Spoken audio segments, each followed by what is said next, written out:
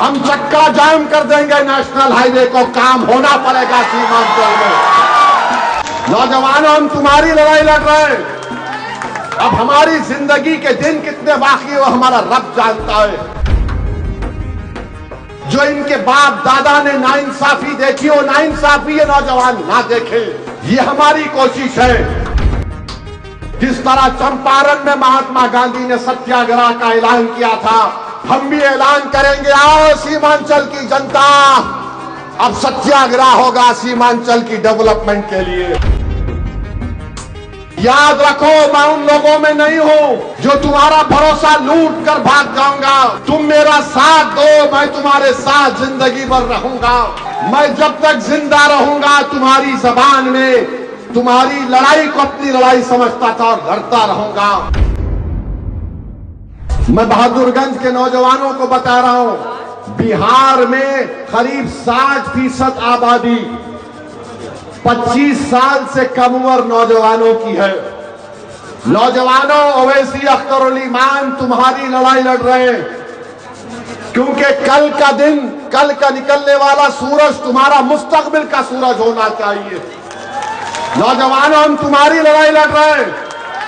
अब हमारी जिंदगी के दिन कितने बाकी हो हमारा रब जानता है, मगर जितना भी वक्त अल्लाह ने हमको दिया है, हम यही चाहते हैं कि ये 25 साल से कम उम्र के नौजवान लड़के और लड़कियां जो बिहार की आबादी का करीब 60% का हिस्सा है, इनका मुस्तकबिल रोशन हो, ये कुछ हासिल कर सके जिंदगी में। जो इनके बाप दादा ने नाइंसाफी देखी हो, नाइंसाफी ये नौजवान ना देखे, ये हमारी कोशिश है। मैं तुम्हारे सामने हाथ फैलाकर कह रहा हूं कि आप हमारा साथ दो। नौजवानों, तुमने बरसों इन लोगों का साथ दिया, तुम मुझ जैसे एक दीवाने का साथ दो। याद रखो, मैं उन लोगों में नहीं हूं जो तुम्हारा भरोसा लूट कर भाग जाऊंगा। तुम मेरा साथ दो, मैं तुम्हारे साथ जिंदगी भर रहूंगा। मैं तुमसे वादा किया और फिर कर रहा हूं, मैं जब तक जिंदा रहूंगा तुम्हारी जबान में तुम्हारी लड़ाई को अपनी लड़ाई समझता था और लड़ता रहूंगा।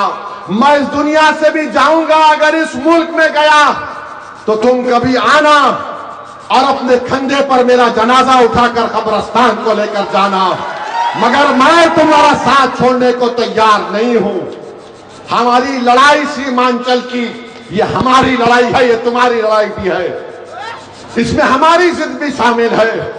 बस करना यह है कि जिसको आपने बरसों आजमा लिया, हमको भी थोड़े साल के लिए आजमाओ, थोड़े साल के लिए आजमाओ। जब एक एमएलए अख्तर उल ईमान अपने विधानसभा में 800 करोड़ के काम शुरू करवा सकता है, बाज मुकम्मल भी हो गए।